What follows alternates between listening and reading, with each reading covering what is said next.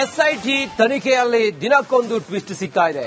ಈ ಮಧ್ಯೆ ಅಸ್ಥಿಪಂಜರ ಹುಡುಕಾಟದಲ್ಲಿದ್ದ ಎಸ್ಐಟಿ ದಿಕ್ಕು ತಪ್ಪಿಸುವ ಕೆಲಸ ಆಗಿದೆ ಎಂಬ ಸ್ಫೋಟಕ ಮಾಹಿತಿ ಈಗ ಹೊರಬಿದ್ದಿದೆ. ಈ ಕುರಿತಾಗಿ ಒಂದು ಡಿಟೇಲ್ ವರದಿ ನೋಡೋಣ ಬನ್ನಿ.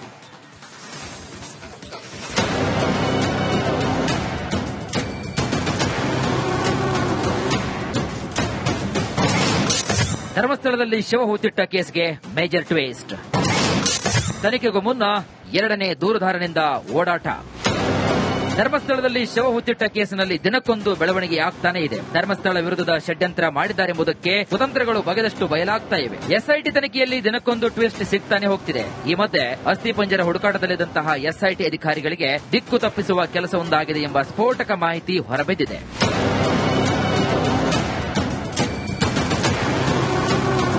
ಹೌದು, ರಿಪಬ್ಲಿಕ್ ಕನ್ನಡ ಧರ್ಮಸ್ಥಳ ವಿರುದ್ಧ ನಡೆದಿರುವಂತಹ ಷಡ್ಯಂತ್ರದ ಬಗ್ಗೆ ಎಳೆಯಾಗಿ ಬಿಚ್ಚಿಡುವಂತಹ ಕೆಲಸವನ್ನ ಮಾಡ್ತಾ ಇದೆ. ತನಿಖೆಗೂ ಮುನ್ನ ಎರಡನೇ ದೂರುದಾರ ಜಯಂತ್ ಬಂಗ್ಲೆಗುಡ್ಡದ 11A ಸ್ಥಳಕ್ಕೆ ಹೋಗಿರುವ ವಿಡಿಯೋ ವೈರಲ್ ಆಗಿದೆ. ಯಾರೋ ಮಂಜೇಶ್ವರದಿಂದ ಕಾಲ್ ಮಾಡಿದ್ರು. ಅವ್ರ ಹೆಸರು ಹೇಳೋದಕ್ಕೆ ಎದುರುತ್ತಿದ್ದಾರೆ. ನಾನು ನೋಡಿದ್ದೀನಿ, ನಾನು ಬರೋದಿಕ್ ಧೈರ್ಯ ಇಲ್ಲ, ಹೋರಾಟ ಎಲ್ಲ ಆಗ್ಲಿ, ಅವ್ರನ್ನ ಅರೆಸ್ಟ್ ಮಾಡ್ಕೊಡಿ, ನಾನು ಮುಂದೆ ಹೇಳ್ತೀನಿ, ನೀವೆಲ್ಲ ಧೈರ್ಯ ಕೊಡಿ ಅಂತ ಹೇಳಿ. ಇವರೊಂದು ಬಂಧನ ಆದ್ರೆ ಸಾವಿರಾರು ಜನ ಬರ್ತಾರೆ ಸರ್. ಕರೆಕ್ಟ್. ಅದು ಲೆಕ್ಕ ಇರಲ್ಲ ಬರುವಷ್ಟು ಒಂದು ಕೂತಿದ್ದಾರೆ. ಇವತ್ತು ನಾವೊಂದು ಬೆಳಿಗ್ಗೆ ಹೋಗಿದ್ವಲ್ಲ, ನಾವು ಹೇಳಲಿಕ್ಕೆ ಧೈರ್ಯ ಮಾಡಿಸ್ತಾರ. ಸಣ್ಣ ದನಿಯ ಮಗನೇ ಸೌಜನ್ಯನ್ನು ಅತ್ಯಾಚಾರ ಕೊಲೆ ಮಾಡಿ ಅವರೇ ಹೇಳ್ತಾ ಇದ್ದಾರೆ. ಉಜಿರಿಯಲ್ಲಿ 9ನೇ ತಾರೀಕು 9 ಗಂಟೆಗೆಲ್ಲ ಕೂತು ಎಲ್ಲ ಕೇರ್ ಮಾಡ್ತಾ ಇದ್ದಂತ ಅಲ್ವಾ ಸರ್? ನೋಡಿದಂತವ್ರು ಇದಾರಲ್ಲ ಅಲ್ಲವಾ? ಇನ್ನು ಇದಕ್ಕಿಂತ ಜಾಸ್ತಿ ಏನ ಬೇಕಾ?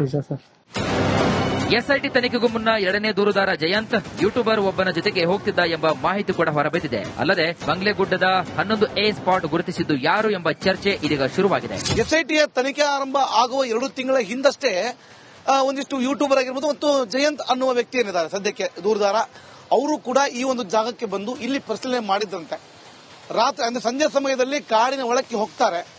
ಅದಾದ ಬಳಿಕ ಆ ರಾತ್ರಿ ಅವನಿಗೆ ಕಿರುಕುಳ ನೀಡಲಾಯ್ತಾ, ಹಾಗಾದ್ರೆ ಮುಸುಕು ಮ್ಯಾನಿಗೆ ಏನಾದ್ರು ಕಿರುಕುಳ ನೀಡಲಾಯ್ತಾ? ಹೀಗಾಗಿ ಈ ಪ್ರಕರಣ ತನಿಖೆ ಹಚ್ಚಲಿಕ್ಕೆ ಪೊಲೀಸರು ಮತ್ತು ಎಸ್ಐಟಿ ತಂಡ ಹೆಣಗಾಡ್ತಾ ಇದ್ದಾರೆ. ದಿನ ಬೆಳಗಾದರೆ ಒಂದೊಂದು ರೀತಿಯಲ್ಲಿ ತನಿಖಾ ಆಯಾಮಗಳನ್ನ ಬದಲಾವಣೆ ಮಾಡ್ಕೊಳ್ತಾ ಇದ್ದಾರೆ. ಇಲ್ಲಿ ಕಾಣುತ್ತಿರುವಂತಹ ಈ ಗುಡ್ಡದ ಬಂಗ್ಲೆ ಅನ್ನುವ ಜಾಗದ ಒಳಗಡೆ ಹೋಗ್ತಾರೆ. ಆದ್ರೆ ಎಸ್ಐಟಿ ತನಿಖೆಯ ಅಧಿಕಾರಿಗಳು ಹೋಗ್ಲಿಕ್ಕೂ ಮುಂಚೆ ಮಾಧ್ಯಮಗಳಿಗೆ ನಿರ್ಬಂಧ ಇರೋ ರೀತಿಯಲ್ಲಿ ಗ್ರೀನ್ ಮ್ಯಾಟ್ ಗಳನ್ನ ಹಾಕಿ ತನಿಖೆಯನ್ನು ಪ್ರಾರಂಭ ಮಾಡಿತ್ತು. ಅಂತಹ ವಿಚಾರದಲ್ಲಿ ಇದೀಗ ನಂಬರ್ 11 ಆದ ನಂತರ ಮತ್ತೆ ಒತ್ತಾಯಪೂರ್ವಕರಿಗೆ ಅಧಿಕಾರಿಗಳಿಗೆ ಅದರಲ್ಲೂ ಕೂಡ ಸ್ಟೆಲ್ಲಾ ಅವರಿಗೆ ನೇಸಿದ್ದಾರೆ. ಅವರಿಗೆ ಪ್ರಮುಖವಾಗಿ ಬೇಡಿಕೆ ಇಟ್ಟಿದ್ದಂತೆ. ಅಂದ್ರೆ 11 ಆದ ಬಳಿಕ 11A ಅನ್ನುವಂತ ಜಾಗವನ್ನು ತೋರಿಸಿರ್ತಾರೆ. ಅಂದ್ರೆ ಮೊದಲೇ ಗೊತ್ತಿತ್ತು ಹಾಗಾದ್ರೆ ಇಲ್ಲಿ ಬುರುಡೆ ಇದ್ದಿತ್ತು ಅಂತ ಹೇಳಿ. ಯಾರು ತಂದು ಬುರುಡೆಯನ್ನು ಹಾಕಿದ್ರು ಒಂದಿಷ್ಟು ಜಾಗಗಳಲ್ಲಿ, ಅಂದ್ರೆ ಅದು ಒಂದಿಷ್ಟು ಸುದ್ದಿನ ಮಾಡಿದ್ವಿ. ಆ ಕ್ಷಣದಲ್ಲಿ ಮರದಲ್ಲಿ ಒಂದಿಷ್ಟು ಹಗ್ಗ ಇತ್ತು, ಕೆಳಗಡೆ ಒಂದಿಷ್ಟು ಪೊಲೋಟಕೆಗಳು ಬಿದ್ದಿದ್ದು ಅಂತ. ಸದ್ಯ ಅದೆಲ್ಲ ಫಾರೆನ್ಸಿಕ್ ರಿಪೋರ್ಟ್ಗೆ ಹೋಗಿರುವಂತದ್ದು. ಒಟ್ಟಾರೆಯಾಗಿ ಧರ್ಮಸ್ಥಳದ ವಿರುದ್ಧ ನಡೆದ ಷಡ್ಯಂತ್ರದ ಸರಮಾಲೆಗೆ ಮತ್ತೊಂದು ಕೃತ್ಯ ಸೇರ್ಪಡೆಯಾಗಿದೆ. ಯೂಟ್ಯೂಬರ್ ಒಬ್ಬ ವಿಡಿಯೋ ಮಾಡಿರ್ತಾನೆ. ಆ ವಿಡಿಯೋ ಇದೀಗ ಅತಿ ಹೆಚ್ಚು ವೈರಲ್ ಆಗ್ತಾ ಇರುವಂತದ್ದು. ತನಿಖಾಧಿಕಾರಿಗಳು ಹೋಗುವ ಮೊದಲೇ ಈ ಜಾಗಕ್ಕೆ ಹಾಗಾದ್ರೆ ಯೂಟ್ಯೂಬರ್ ಮತ್ತು ಏನು ದೂರುದಾರರು ಹೋಗಿದ್ರ, ಹಾಗಾದ್ರೆ ಅಲ್ಲಿ ಇದ್ದಂತ ಶವ ಯಾರದ್ದು, ದಾಖಲೆಗಳಿಲ್ಲವ, ಅದೆಲ್ಲವನ್ನ ಎಸ್ಐಟಿ ತನಿಖೆಯಲ್ಲಿ ಬಹಿರಂಗ ಆಗ್ಬೇಕಾಗಿರುವಂತದ್ದು. ಆದ್ರೆ ಅದಕ್ಕೂ ಮುಂಚೆ ಒಳಗಡೆ ಹೋಗಿದ್ದಾರೆ. ಇದು ಯಾವ ಮಟ್ಟಿಗೆ ಒಂದಿಷ್ಟು ತನಿಖೆಯ ಆಯಾಮಗಳನ್ನ ಬದಲಾವಣೆ ಮಾಡಿಕೊಳ್ಳುತ್ತೋ, ಯಾವ ರೀತಿಯಾಗಿ ಈ ಒಂದು ಪ್ರಕರಣ ಮತ್ತಷ್ಟು ಟ್ವಿಸ್ಟ್ ಅನ್ನು ತೆಗೆದುಕೊಳ್ಳುತ್ತೋ ಕಾದ್ ನೋಡುವಂತ ವಿಷಯ ಅಂತ ಹೇಳ್ಬೋದು. ಕ್ಯಾಮರಾ ಪರ್ಸನ್ ಶೇಖರ್ ಕೊಪ್ಪ ಜೊತೆ Maruti, BM, republic Kannada, Dharmasthala. SIT ತನಿಖೆಯಲ್ಲಿ ದಿನಕ್ಕೊಂದು ಟ್ವಿಸ್ಟ್ ಸಿಗ್ತಾ ಇದೆ. ಈ ಮಧ್ಯೆ ಅಸ್ಥಿಪಂಜರ ಹುಡುಕಾಟದಲ್ಲಿದ್ದ ಎಸ್ಐಟಿ ದಿಕ್ಕು ತಪ್ಪಿಸುವ ಕೆಲಸ ಆಗಿದೆ ಎಂಬ ಸ್ಫೋಟಕ ಮಾಹಿತಿ ಈಗ ಹೊರಬಿದ್ದಿದೆ. ಈ ಕುರಿತಾಗಿ ಒಂದು ಡಿಟೇಲ್ ವರದಿ ನೋಡೋಣ ಬನ್ನಿ.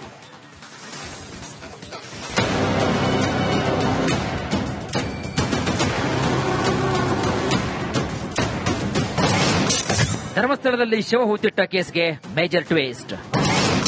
ತನಿಖೆಗೂ ಮುನ್ನ ಎರಡನೇ ದೂರುದಾರನಿಂದ ಓಡಾಟ.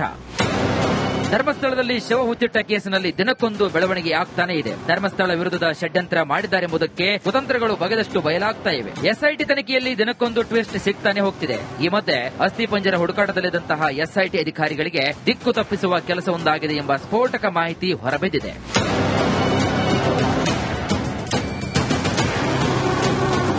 ಹೌದು, ರಿಪಬ್ಲಿಕ್ ಕನ್ನಡ ಧರ್ಮಸ್ಥಳ ವಿರುದ್ಧ ನಡೆದಿರುವಂತಹ ಷಡ್ಯಂತ್ರದ ಬಗ್ಗೆ ಎಳೆಯಾಗಿ ಬಿಚ್ಚಿಡುವಂತಹ ಕೆಲಸವನ್ನ ಮಾಡ್ತಾ ಇದೆ. ತನಿಖೆಗೂ ಮುನ್ನ ಎರಡನೇ ದೂರುದಾರ ಜಯಂತ್ ಬಂಗ್ಲೆಗುಡ್ಡದ 11A ಸ್ಥಳಕ್ಕೆ ಹೋಗಿರುವ ವಿಡಿಯೋ ವೈರಲ್ ಆಗಿದೆ.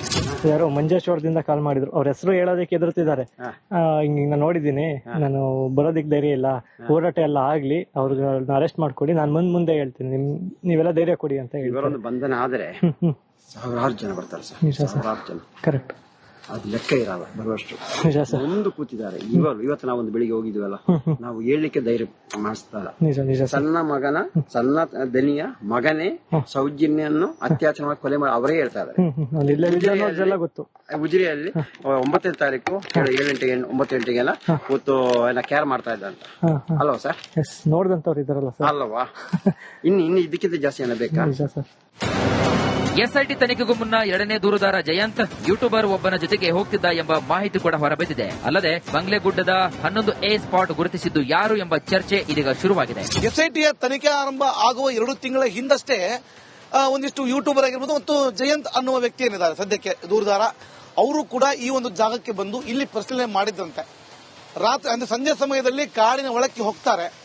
ಅದಾದ ಬಳಿಕ ಆ ರಾತ್ರಿ ಅವನಿಗೆ ಕಿರುಕುಳ ನೀಡಲಾಯ್ತಾ? ಹಾಗಾದ್ರೆ ಮುಸುಕುಮ್ಯಾನಿಗೆ ಏನಾದ್ರು ಕಿರುಕುಳ ನೀಡಲಾಯ್ತಾ? ಹೀಗಾಗಿ ಈ ಪ್ರಕರಣ ತನಿಖೆ ಹಚ್ಚಲಿಕ್ಕೆ ಪೊಲೀಸರು ಮತ್ತು ಎಸ್ಐಟಿ ತಂಡ ಹೆಣಗಾಡ್ತಾ ಇದ್ದಾರೆ. ದಿನ ಬೆಳಗಾದರೆ ಒಂದೊಂದು ರೀತಿಯಲ್ಲಿ ತನಿಖಾ ಆಯಾಮಗಳನ್ನ ಬದಲಾವಣೆ ಮಾಡ್ಕೊಳ್ತಾ ಇದ್ದಾರೆ. ಇಲ್ಲಿ ಕಾಣ್ತಿರುವಂತಹ ಈ ಗುಡ್ಡದ ಬಂಗ್ಲೆ ಅನ್ನುವ ಜಾಗದ ಒಳಗಡೆ ಹೋಗ್ತಾರೆ. ಆದ್ರೆ ಎಸ್ಐಟಿ ತನಿಖೆಯ ಅಧಿಕಾರಿಗಳು ಹೋಗ್ಲಿಕ್ಕೂ ಮುಂಚೆ ಮಾಧ್ಯಮಗಳಿಗೆ ನಿರ್ಬಂಧ ಇರೋ ರೀತಿಯಲ್ಲಿ ಗ್ರೀನ್ ಮ್ಯಾಟ್ ಗಳನ್ನ ಹಾಕಿ ತನಿಖೆಯನ್ನು ಪ್ರಾರಂಭ ಮಾಡಿತ್ತು.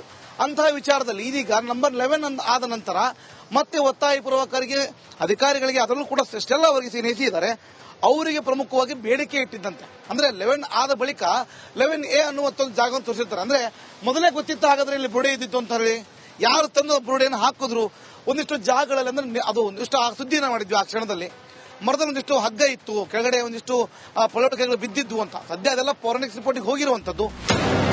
ಒಟ್ಟಾರೆಯಾಗಿ ಧರ್ಮಸ್ಥಳದ ವಿರುದ್ಧ ನಡೆದ ಷಡ್ಯಂತ್ರದ ಸರಮಾಲೆಗೆ ಮತ್ತೊಂದು ಕೃತ್ಯ ಸೇರ್ಪಡೆಯಾಗಿದೆ. ಯೂಟ್ಯೂಬರ್ ಒಬ್ಬ ವಿಡಿಯೋ ಮಾಡಿರ್ತಾನೆ. ಆ ವಿಡಿಯೋ ಇದೀಗ ಅತಿ ಹೆಚ್ಚು ವೈರಲ್ ಆಗ್ತಾ ಇರುವಂತದ್ದು.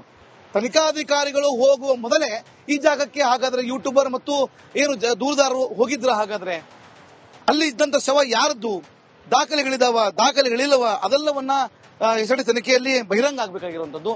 ಆದ್ರೆ ಅದಕ್ಕೂ ಮುಂಚೆ ಒಳಗಡೆ ಹೋಗಿದ್ದಾರೆ.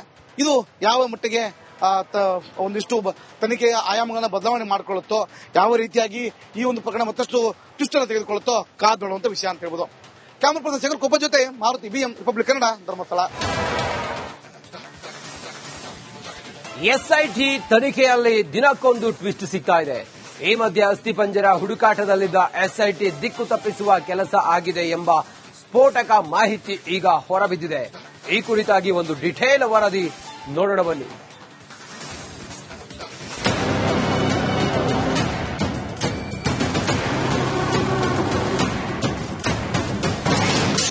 ಧರ್ಮಸ್ಥಳದಲ್ಲಿ ಶವ ಹೂತಿಟ್ಟ ಕೇಸ್ಗೆ ಮೇಜರ್ ಟ್ವಿಸ್ಟ್.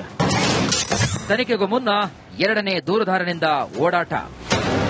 ಧರ್ಮಸ್ಥಳದಲ್ಲಿ ಶವ ಹೂತಿಟ್ಟ ಕೇಸಿನಲ್ಲಿ ದಿನಕ್ಕೊಂದು ಬೆಳವಣಿಗೆ ಆಗ್ತಾನೆ ಇದೆ. ಧರ್ಮಸ್ಥಳ ವಿರುದ್ಧದ ಷಡ್ಯಂತ್ರ ಮಾಡಿದ್ದಾರೆಂಬುದಕ್ಕೆ ಕುತಂತ್ರಗಳು ಬಗೆದಷ್ಟು ಬಯಲಾಗ್ತಾ ಇವೆ. ಎಸ್ಐಟಿ ತನಿಖೆಯಲ್ಲಿ ದಿನಕ್ಕೊಂದು ಟ್ವಿಸ್ಟ್ ಸಿಗ್ತಾನೆ ಹೋಗ್ತಿದೆ. ಈ ಮಧ್ಯೆ ಅಸ್ಥಿಪಂಜರ ಹುಡುಕಾಟದಲ್ಲಿದ್ದಂತಹ ಎಸ್ಐಟಿ ಅಧಿಕಾರಿಗಳಿಗೆ ದಿಕ್ಕು ತಪ್ಪಿಸುವ ಕೆಲಸವೊಂದಾಗಿದೆ ಎಂಬ ಸ್ಫೋಟಕ ಮಾಹಿತಿ ಹೊರಬಿದ್ದಿದೆ.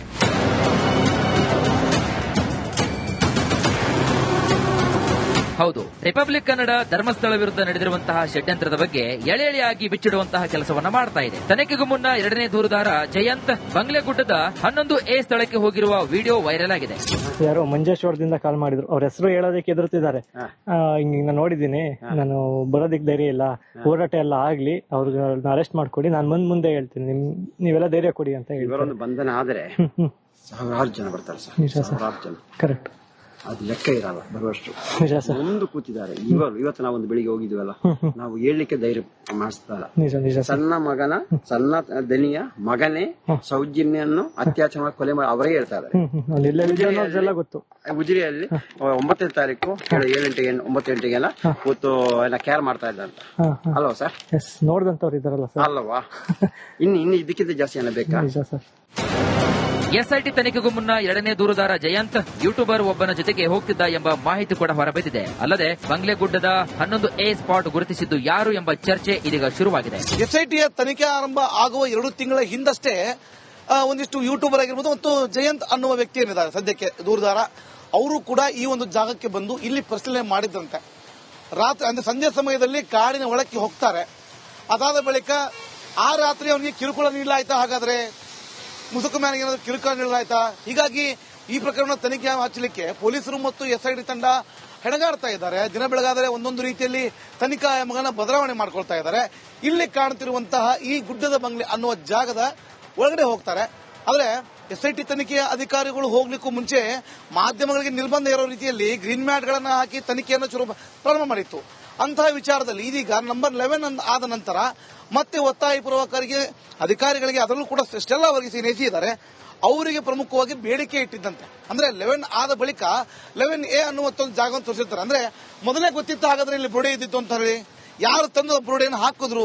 ಒಂದಿಷ್ಟು ಜಾಗಗಳಲ್ಲಿ ಅಂದ್ರೆ ಅದು ಒಂದಿಷ್ಟು ಸುದ್ದಿನ ಮಾಡಿದ್ವಿ. ಆ ಕ್ಷಣದಲ್ಲಿ ಮರದಲ್ಲಿ ಒಂದಿಷ್ಟು ಹಗ್ಗ ಇತ್ತು, ಕೆಳಗಡೆ ಒಂದಿಷ್ಟು ಪೊಳಟುಕೆಗಳು ಬಿದ್ದಿದ್ವು ಅಂತ. ಸದ್ಯ ಅದೆಲ್ಲ ಫೋರೆನ್ಸಿಕ್ ರಿಪೋರ್ಟ್ಗೆ ಹೋಗಿರುವಂತದ್ದು. ಒಟ್ಟಾರೆಯಾಗಿ ಧರ್ಮಸ್ಥಳದ ವಿರುದ್ಧ ನಡೆದ ಷಡ್ಯಂತ್ರದ ಸರಮಾಲೆಗೆ ಮತ್ತೊಂದು ಕೃತ್ಯ ಸೇರ್ಪಡೆಯಾಗಿದೆ. ಯೂಟ್ಯೂಬರ್ ಒಬ್ಬ ವಿಡಿಯೋ ಮಾಡಿರ್ತಾನೆ. ಆ ವಿಡಿಯೋ ಇದೀಗ ಅತಿ ಹೆಚ್ಚು ವೈರಲ್ ಆಗ್ತಾ ಇರುವಂತದ್ದು. ತನಿಖಾಧಿಕಾರಿಗಳು ಹೋಗುವ ಮೊದಲೇ ಈ ಜಾಗಕ್ಕೆ ಹಾಗಾದ್ರೆ ಯೂಟ್ಯೂಬರ್ ಮತ್ತು ಏನು ದೂರದಾರರು ಹೋಗಿದ್ರ, ಹಾಗಾದ್ರೆ ಅಲ್ಲಿ ಇದ್ದಂತ ಶವ ಯಾರದ್ದು, ದಾಖಲೆಗಳಿದಾವ, ದಾಖಲೆಗಳಿಲ್ಲವ, ಅದೆಲ್ಲವನ್ನ SIT ತನಿಖೆಯಲ್ಲಿ ಬಹಿರಂಗ ಆಗಬೇಕಾಗಿರುವಂತದ್ದು. ಆದ್ರೆ ಅದಕ್ಕೂ ಮುಂಚೆ ಒಳಗಡೆ ಹೋಗಿದ್ದಾರೆ. ಇದು ಯಾವ ಮಟ್ಟಿಗೆ ಒಂದಿಷ್ಟು ತನಿಖೆಯ ಆಯಾಮಗಳನ್ನ ಬದಲಾವಣೆ ಮಾಡಿಕೊಳ್ಳುತ್ತೋ, ಯಾವ ರೀತಿಯಾಗಿ ಈ ಒಂದು ಪ್ರಕರಣ ಮತ್ತಷ್ಟು ಟ್ವಿಸ್ಟ್ ತೆಗೆದುಕೊಳ್ಳುತ್ತೋ ಕಾದ್ ನೋಡುವಂತ ವಿಷಯ ಅಂತ ಹೇಳ್ಬೋದು. ಕ್ಯಾಮರಾ ಪರ್ಸನ್ ಶೇಖರ್ ಕೊಪ್ಪ ಜೊತೆ ಮಾರುತಿ BM ರಿಪಬ್ಲಿಕ್ ಕನ್ನಡ, ಧರ್ಮಸ್ಥಳ.